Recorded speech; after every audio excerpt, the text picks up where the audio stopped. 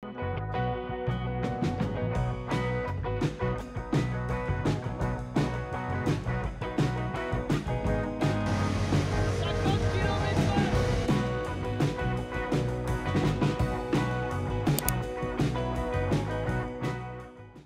tout le monde. Bon, vous allez avoir un petit décalage de vidéo parce que on n'a pas fini les blés, on n'a pas fini les orges, mais on se retrouve déjà au mois d'août, tout simplement parce que j'ai fait une petite pause et que j'étais un peu fatigué, il y a le montage à faire et tout, donc voilà, c'est pour ça que vous allez avoir de la moisson, la fin des moissons au mois d'août, et aussi tout ce que j'ai fait entre le semis des intercultures.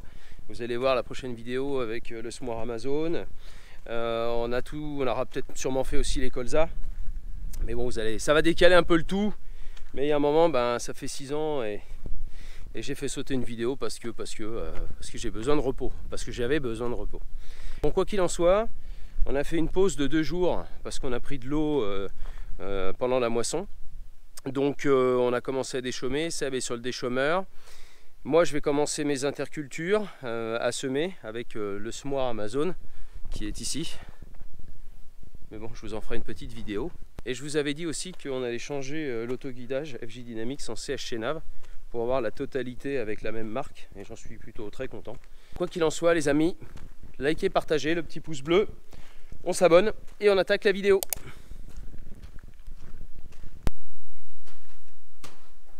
Bon, vous avez l'habitude de le voir à présent. Alors ce qui est top, c'est que comme il est aussi paysan, dès qu'il y a un peu d'humidité, ça le permet de l'avoir et de le récupérer. Ça va, Julien? Ça va, Alexandre? Écoute, bon, comment ça se passe les moissons chez toi? Bah, ça s'avance tranquillement. Les rendements plutôt décevants cette année. Hein. Ah, je te confirme. C'est assez moyen. Je pense que par ici, tu as peut-être un peu le même cas de figure. Donc, oh, puis même la plupart de tous les collègues aussi. Hein. Ouais. Non, je pense qu'il y a eu même des... peut-être au moment de la méiose, on a peut-être eu des soucis avec l'eau et tout ça. Parce que c'est vrai, quand on prend des épis, des fois on trouve un grain, 2 grains sur des épis qui seraient censés être pleins. Donc je pense qu'il y a eu des gros soucis entre ça et les maladies. Les semis, et puis les semis, tout à fait, les conditions de semis qui étaient difficiles. Donc, pour toute culture, hein. Bon, à part les cultures de printemps, là, les tournesols s'en remettent un peu. Peut-être un peu mieux, ouais. Mais d'ailleurs, je pense qu'on va, comme on a pris de l'eau, le blé est couché, on va sûrement ramener la bécane pour faire l'orge de printemps. Pour pouvoir la faire. Mais ça, vous verrez ça tout à l'heure. En tout cas, il est là. Notre tracteur est là. On va lui installer un changement d'autoguidage. Alors, comment vous dire? Vous êtes plein de dire, ouais, alors, comment c'est ce changement et tout? Bon, déjà, c'est de retrouver l'équipe et vos maths. Ouais. Ça fait plaisir. C'est gentil. Et franchement... ça va, t'as apprécié un peu à... Tu vois, c'est tout con, le petit bouton. Ah, c'est pas grand chose. Non, puis franchement, c'est intuitif, qualitatif. Le RTK, en 2 secondes, tu le retrouves. Ouais, t'as un temps de convergence. Et puis en plus, ils sont pas mauvais parce qu'ils ont un service technique. On avait un souci justement de RTK. Ouais, non, c'était même dû à l'avancement, tu sais. C'est parce que Sébastien avait embrayé la machine. Alors, c'est ça que j'allais dire justement. Donc, on les appelle. Donc, vous les appelez pas à toute heure, mais vous les appelez dans la journée. C'est polyvalent. Et on tombe sur l'autre Julien et il nous dit, alors il cherche, il prend directement la main sur la console. Et le réflexe qu'il a, c'est de dire, t'aurais pas allumé le rotor de la machine en même temps que tu allumais le GPS? C'était le cas, puis avec les vibrations. L'initialisation du cap, c'était pas faite en fait. Et voilà. Et ça, on a eu, et tu vois, ça fait pas si longtemps que ça qu'on le sait, mais on a eu le cas plusieurs fois là sur des batteuses où du coup le rotor génère un peu de vibration sur la machine. Et en fait, il faut vraiment que le système soit complètement immobile quand tu t'arrêtes, quand il te demande d'avoir le cap. C'est ça. Du coup, le fait que le rotor soit en mouvement, si tu veux, les vibrations créent comme un genre de déplacement et du coup, ça mettait un petit peu. Ça m'était arrivé dans les colzas. Ouais. Ensuite, le cap s'est remis. Ouais. Et Seb, lui, s'est vraiment fait avoir. Et en fait, vous les appelez, paf, il fallait trouver le truc quand même. Et depuis ce temps-là, pas de problème. Donc, changement d'autoguidage. Ouais. Et on a je vais te filer un coup de main aujourd'hui. De toute façon, avec l'humidité qu'il y a, tu vas pas pouvoir faire. On va pas faire grand chose. Et puis on va en profiter pour mettre l'isobus parce que il se peut parfois qu'on mette les pendeurs à engrais dessus, et puis le semoir Amazon en même temps, pas le choix quoi. Ouais, tout à fait. Ils sont polyvalents ces mecs. Allez, on attaque. Le moment de démontage comme d'habitude. En plus on est en train de regarder pour passer le faisceau isobus. Hop. Donc la boule on va la mettre sur la petite patte de fixation habituelle. On a démonté les capots. On va essayer de trouver un trou pré-percé pour faire passer l'isobus tant que tout est ouvert. Bon, le principal, le volant est monté.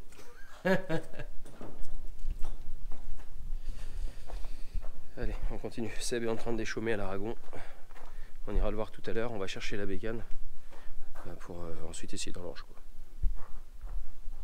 Bon, direct du 84-70, Massey Ferguson. On se marchait sur les pieds à la fin avec Julien, donc ça servait à rien que je reste à côté de lui. Donc Seb est en train de souffler sa moissonneuse et moi je déchaume avec l'Aragon. Je suis entre 8 et 9 km/h à 1450 tours et voilà ce que ça donne.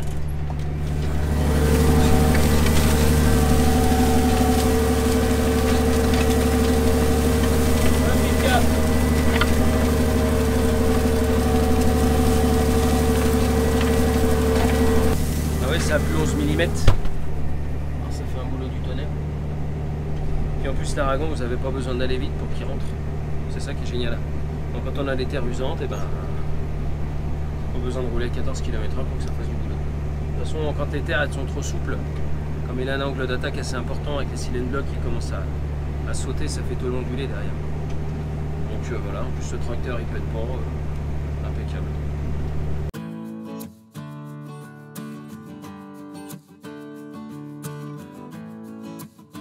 Les amis, comme j'ai un petit peu de temps, évidemment entre l'autoguidage et j'ai mis en place le mode fourrière. Donc en fait au bout du champ ça coupe le pont avant, baisse le régime, lève la machine et inversement quand ça repart. Donc je vous avais parlé la dernière vidéo de journée démonstration à Luan dans l'Indre, donc qui se passera le 11 septembre. Vous verrez toutes les machines ILJ, vous verrez aussi les machines VRT Agro, c'est pour ça qu'on a fait de l'interculture. Pour passer le rouleau FACA, on vous présentera la RC-Tri, la roue rotative, en fait tous les outils qu'on sert sur l'exploitation. Et en plus on sera en collaboration, alors attendez j'arrive au bout de champ, tac je coupe, j'appuie sur le bouton fourrière, et voilà, tout se lève, tout se coupe, c'est génial. Et donc oui c'est encore le bruit du FJ Dynamics parce que c'est le seul tracteur qui a encore FJ Dynamics. D'ailleurs ça me fait bizarre à chaque fois d'appuyer sur le bouton de l'écran sachant que sur le CH9 j'ai un autre bouton, mais de toute façon on l'équipera aussi celui-ci. Donc pour en revenir à cette démonstration, je vous ai parlé des outils. Donc le 11 septembre, je vous mettrai l'adresse pile poil. Et j'en profiterai aussi pour inviter entre autres Julien Desbaumat, CH Nav. On va retrouver aussi Massey Ferguson, Canam aussi, ça c'est top. L'IDEA avec les intercultures, c'est pour ça qu'on les a semés. Pour pouvoir, j'espère que ça va lever pour pouvoir faire marcher le FACA et puis passer une bonne journée tout simplement. Il y aura bière, coca, bière à boire avec modération, coca, Perrier, saucisse merguez, enfin comme on fait, ça fait déjà un bout de temps que je l'avais pas fait. Puis c'est sympa, on se retrouve, il y a 300-400 personnes à chaque fois. En plus c'est l'occasion de revoir les potes youtubeurs aussi qui viennent. En règle générale on passe un super moment et on voit le bateau se travailler. J'ai fini de déchaumer parce que le pailleux il a pas fini d'enlever les bottes. C'est super condition, hein. Avec la pluie qu'on a eue, impeccable. Bon, la machine est soufflée, la coupe est attelée, la vépi écrasée. Et on va essayer dans l'orge de printemps, on l'emmène dans l'autre exploitation. Je vais passer devant avec la voiture, le combat exceptionnel. Et puis c'est parti, on va tester ça, il fait plutôt bon, mais on sent une fraîcheur quand même. C'est quand même, ça chauffe que depuis 1h30. Ouais, puis il s'ennuie Seb alors. Ouais, c'est ça. Bon, on y va? Oui, bah ça, impeccable. Allez, on se retrouve en bagnole. Direction l'autre ferme. Je vois qu'il m'a déjà attelé le classe là.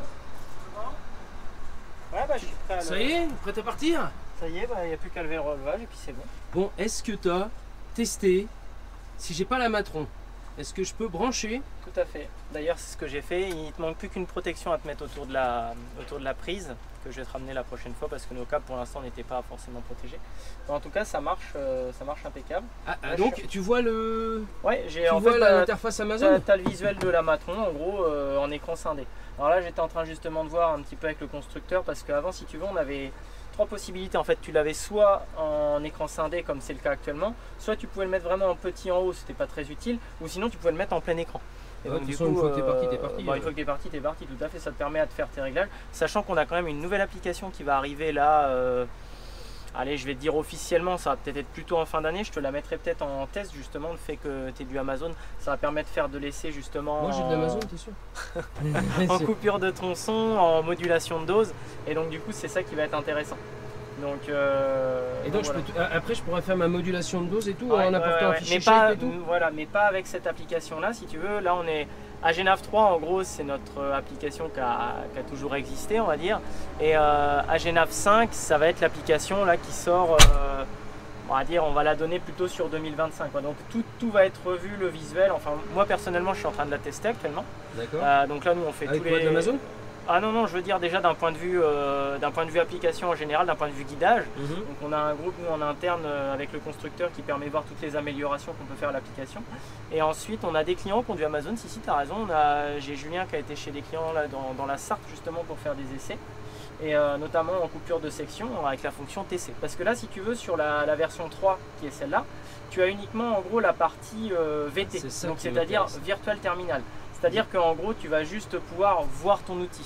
Tu vas pouvoir le contrôler manuellement. Ouais, c'est ça qui m'intéresse. Tu vas pouvoir régler tes doses de SMI et tout ce que tu veux. Ouais, ouvrir, fermer, voilà, tout ça. Voilà. Mais par contre, tu vas pas pouvoir pour l'instant gérer de coupure de rang. Alors je sais pas, le Cyrus, est-ce qu'il se coupe? Oh, j'en ai aucune idée. Voilà. Martin, il vient demain. Pour l'instant, pas encore. On voit pas encore le. Non, c'est qu'il est en non, train faut de le temps se qu'elle charger. charge. Ouais, voilà. Et en fait, si tu veux, après on pourra gérer donc coupure de tronçon, donc que ce soit tronçon de pulvérisateur, que ce soit tronçon d'épandeur ou tronçon de semoir, voilà. Et ensuite modulation de dose également. Donc tu vois, comme je te disais, en fait, nous dans nos systèmes, on a une petite application, une activation supplémentaire. Et en fait, le fait d'avoir mis le faisceau Isobus, tu vois, Isobus, hop, Ok. tu as le code qui est arrivé. Donc voilà. Et tu vois là on retrouve tout, donc là on va retrouver ton produit 1, étant donné que tu as 3 cuves, que tu m'expliquais ce matin. Et après bon bah moi par contre je suis un peu novice dans la partie, mais tu vois tu vas retrouver tes cuves là. Tu vas retrouver tes cuves, tu vas retrouver tes fonctionnalités. Et donc voilà. Donc après bah, ça te permet de vraiment tout gérer. Et tu vois en fait ta partie guidage c'est déporté sur la gauche. Et en fait ça te permet de conserver un écran de travail avec toutes tes fonctionnalités, mais avec une vision sur la partie Isobus. Donc c'est plutôt intéressant. Ça y est, c'est reparti. Regardez l'orge de printemps, on vient d'attaquer. J'ai dételé mon macé, j'ai mis la benne. Le classe est sur le Cyrus de 4 mètres. Allez, 18 heures, j'ai faim. Regardez cette belle paille jaune.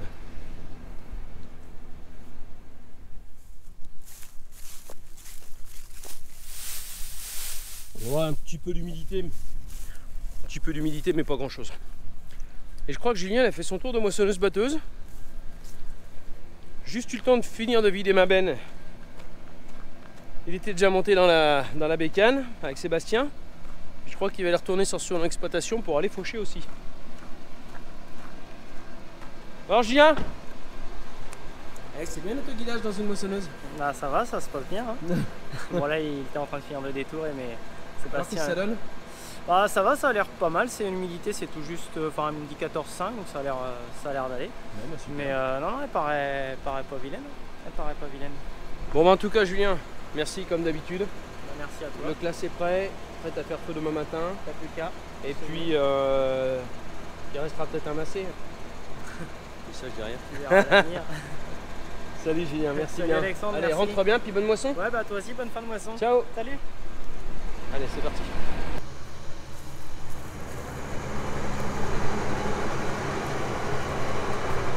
Alors on arrache les bouchures. Non, c'est le boulot que font pas la DDE. Les pailleux, ils ont retrouvé un relève épi dans le champ. Ouais, je sais, j'ai vu. Voilà, recommencer. T'es content? Ça a pas l'air mal. Ah, le petit sourire en coin là. Ça monte plus vite que du blé. Oui.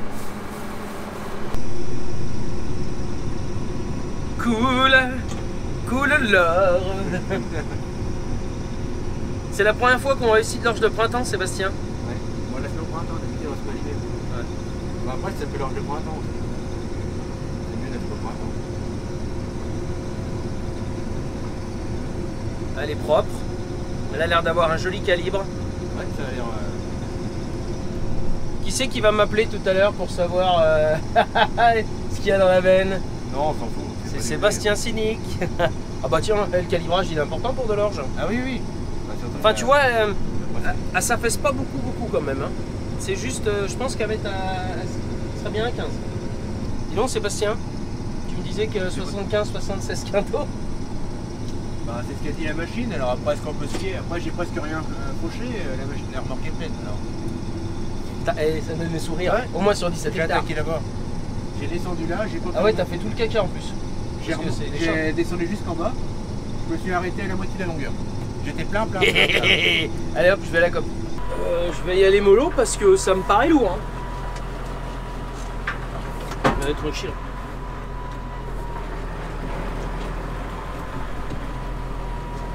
On a peut-être réussi quelque chose de cette année quoi. Bon après le blé, on en reparlera à la fin de cette vidéo, mais la dernière parcelle de 24 hectares, on est sur une moyenne de 78 de PS, ce qui est énorme pour cette année ici. Et 70 quintaux quoi. Bah, une parcelle propre quoi. Nous ici la moyenne c'est ça, 70 quintaux.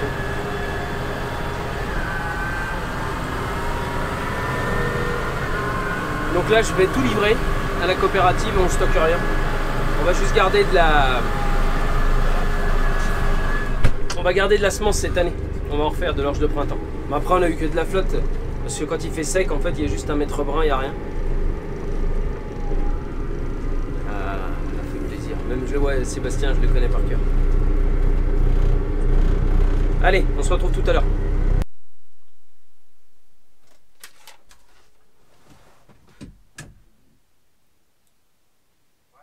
Ouais, bon alors résultat de la lauréate orge de printemps. Humidité 15,1, impureté 0,8. PS d'après toi, poids spécifique. 58,6. Et le minimum normalement c'est 55 pour être déclassé, donc on est au-dessus. Par contre, le calibrage, on doit être au-dessus de 70. 95. 95 de calibrage. Ah, elle est énorme. Bon bah voilà mon petit Seb. Ouais, bon. À tout à l'heure. Salut. Donc tout ça pour vous dire que qu'on a peut-être réussi au moins une culture cette année. Bon bah voilà, c'est le rituel de tous les soirs et surtout tous les matins tôt. Quand je suis à la ferme, surtout en moisson. Il faut quand même que je bosse pour Prodil, donc le matin je fais le tour de tous les mails, tout ce qu'il y a à traiter. Parce que dans la journée je vais essayer de vraiment me caler sur la ferme. Et puis le soir quand j'ai des trucs urgents. Mais bon, je préfère être, pour le coup je préfère le matin parce que je suis vraiment du matin. Et quand il faut finir à 11h minuit et puis retourner sur l'ordi, plutôt se reposer et attaquer plutôt le matin. Donc voilà un peu comment ça se passe quand on est double actif dans des grosses périodes comme les moissons quoi. Bon, on a attaqué l'orge de printemps en milieu d'après-midi parce qu'il y avait encore de l'humidité. Le grain est à 14, donc c'est bon, hein, sachant qu'il ne faut pas dépasser le 15 pour pouvoir bien le garder et ne pas avoir de pénalité. Donc voilà, on est toujours à peu près pareil dans les PS, autour de 50, ça va de 58 à 60. Un beau calibrage toujours hein, dans les 80, entre 90 et 96. Ça a l'air de vouloir donner, il reste encore il reste encore la moitié de la parcelle. Peut-être un peu moins, ouais, un petit peu moins de la parcelle encore, de la moitié de la parcelle. Parce qu'on a fait les grandes raiges. Et pour le moment, on serait à 42. Si on avait tout coupé, vu la taille de la parcelle de 17 hectares, on serait à 42 quintaux. Donc ça présage quelque chose de sympathique. Il y a de la paille, il y a du volume de paille. Hein ? Vous voyez, quand on dit qu'une axiale a un sabrois, ben, ça fait quand même de la paille. Alors la petite problématique qu'on a, vous voyez, quand l'orge est couchée, alors ça c'est pas les animaux, c'est vraiment le vent et la flotte. comme vous pouvez le voir. Il y a vraiment beaucoup d'humidité encore. Hein. Et ben le problème, c'est quand elle est couchée comme ça, elle perd du poids spécifique. Elle perd de la qualité, c'est dommage. Alors le taux de protéines, ils n'ont pas les machines à la coopérative, dans notre petit silo, donc je pourrais pas vous le dire tout de suite. Mais on n'a pas trop mal réussi l'orge de printemps cette année, sachant qu'on la semait fin mars je crois. Enfin, comme quoi dès qu'il y a de l'eau ça aide aussi quand même pas mal.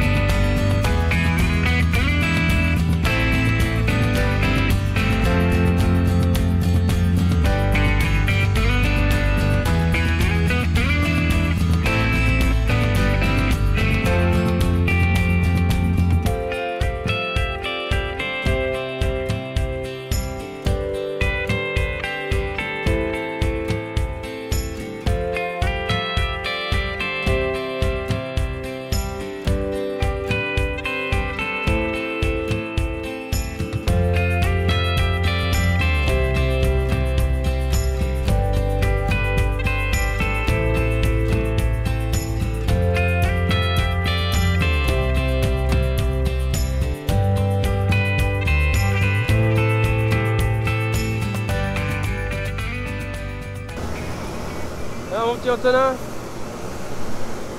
c'est pas joli cette orge de printemps? Ah bah, ça pisse hein. Ouais, les comptes quand ça sera terminé. C'est ça, ouais. Mais pour l'instant ça n'a pas l'air d'être trop mal. Non, ça a l'air pas mal. Elle est propre? Ouais. C'est quoi 0,4, 0,5 d'impureté la dernière que t'as emmené? Ouais. Non, c'est pas mal. Ça fait plaisir. C'est ça, ouais. Il fait pas trop chaud là. Non, on est bien. On est bien, ils annoncent de l'eau samedi. On est, je sais même plus quel jour on est. Mardi? Mardi, ouais. Il nous reste encore, on devra finir ça demain. Rattaquer les blés, on a quoi, une dizaine d'hectares qui nous reste encore? Parce qu'ils étaient couchés, on a préféré faire l'orge de printemps qui sèche beaucoup plus vite. Et ensuite les pois. Oh bah il est excité là hein. Oh là. Attention. Voilà.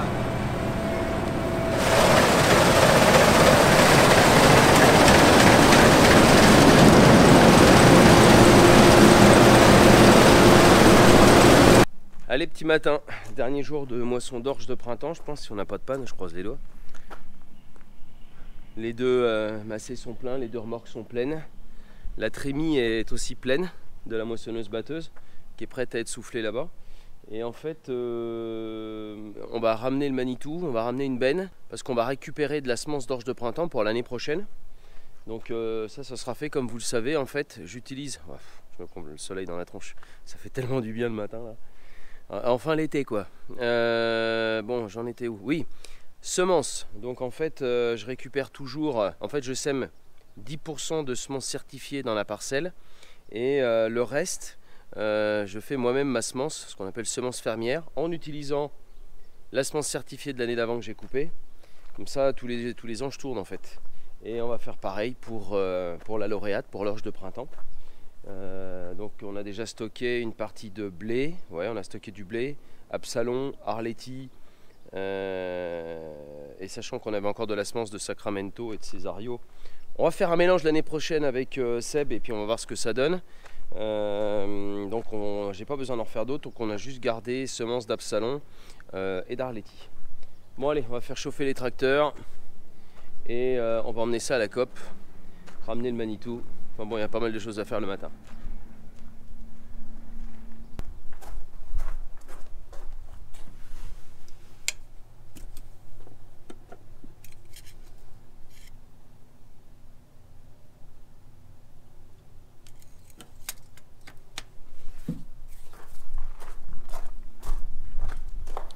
On avait fait les vidanges de tous les tracteurs avant de commencer moisson. ça. C'est bon. Au maximum. L'huile du macé, on a beau la changer, elle devient noire tout de suite. Oh là là.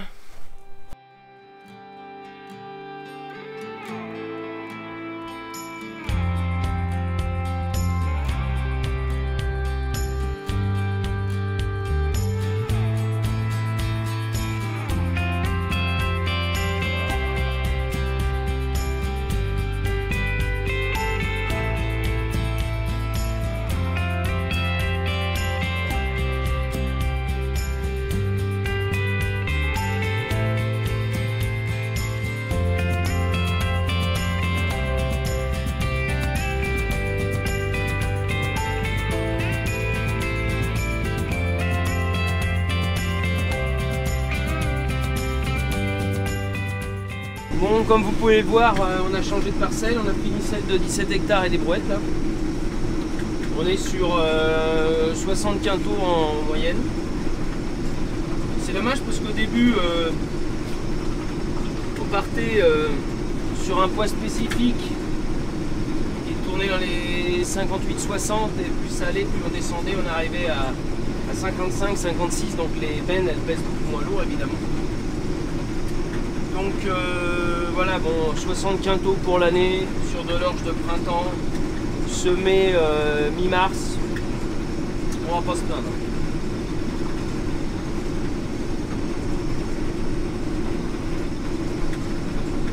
Alors ce qui est très étonnant, c'est que je me retrouve même avec du liseron dans le fond, j'avais jamais vu ça encore. Là c'est les coins. Là c'est les coins très humides, on est le long de l'étang. D'ailleurs j'en ai fait une partie en jachère. Ouais. Année pas simple.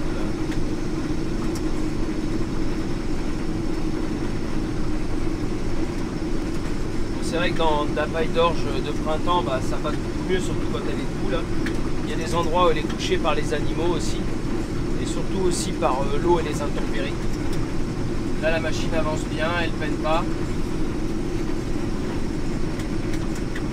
Elle fait propre en plus, donc c'est plutôt bien.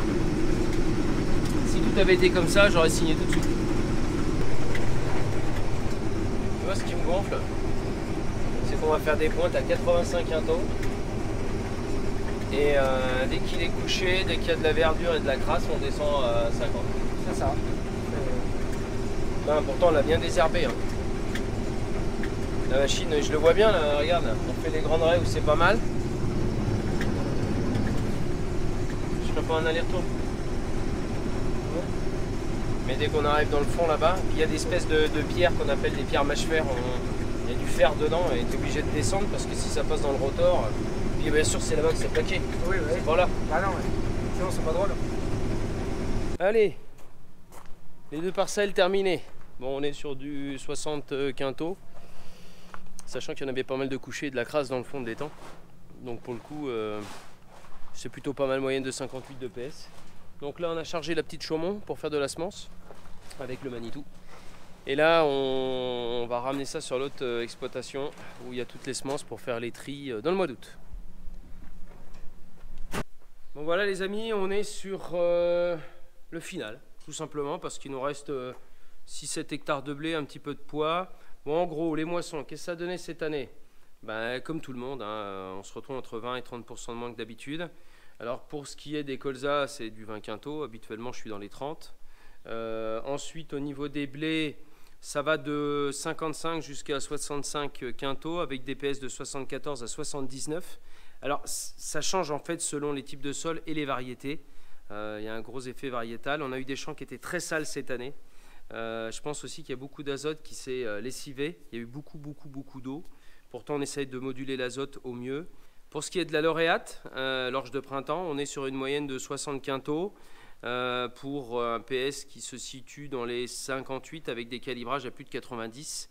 Donc bah là, c'est pareil. Je pense qu'elle s'est retrouvée en compétition avec du Régrad dans certaines parties des champs, aussi avec de la matricaire pour les spécialistes. Donc on a tout fait cette année. On a tout fait. Mais on est déjà parti très tard. Mon grand-père me disait, enfin mon arrière-grand-père, parce que c'est le seul que j'ai connu, me disait déjà un bon semis c'est 50% de ta récolte, et les semis ont été bâclés parce qu'on a eu beaucoup d'eau. Les colzas, j'ai eu de la sécheresse pendant 2 mois et demi, ils n'ont jamais pu lever. On a vraiment tout eu cette année, du mois d'octobre, je dirais même du mois d'août, jusqu'à encore là au mois de juillet, parce qu'on a eu des moissons qui étaient cadencées. On a eu de l'eau, on a eu de l'humidité, on a eu du vert, enfin vraiment très très compliqué. J'espère qu'on va faire une croix sur cette récolte et vite passer sur autre chose. Donc en fait, les prochaines vidéos, donc, vous voyez, on a nos semences, il va falloir qu'on les prépare. Pour ce qui est de la culture prochaine, on a du blé, on a de l'orge de printemps. Ça pour le coup, on va les trier et on les sèmera après. On va en faire un peu plus que d'habitude parce qu'il va falloir faire attention un petit peu à sa trésorerie. Les blés, c'est pas encore ça en termes de prix et les quantités non plus. Et puis je vais aussi m'occuper de planter toutes les intercultures, avec toutes les semences de la société Lidea. On fait différents essais tout simplement parce qu'on veut voir ce que ça donne en termes de couverture végétale, mais aussi de biomasse et de rapport en azote, en phosphore, en potasse quand ça rapporte dans le sol au niveau de la destruction. Donc ça, mais vous verrez ça dans la prochaine vidéo. Petite surprise, on va le semer avec un semoir bien spécifique que vous avez dû voir dans mes réseaux sociaux. Donc voilà les amis, on arrive au bout de cette vidéo, on arrive au bout de cette moisson. On est un peu tard, je vous l'avais dit. On est au mois d'août là aujourd'hui. J'avais besoin aussi de prendre quelques vacances. On n'a pas eu une année simple et je ne suis pas le seul. Donc les amis, si vous avez aimé cette vidéo, likez, partagez. On se retrouve aussi sur mes réseaux sociaux, Alexandre de ProDeal Center, le Facebook, l'Instagram. Et moi je vous dis à très vite les amis. Ciao.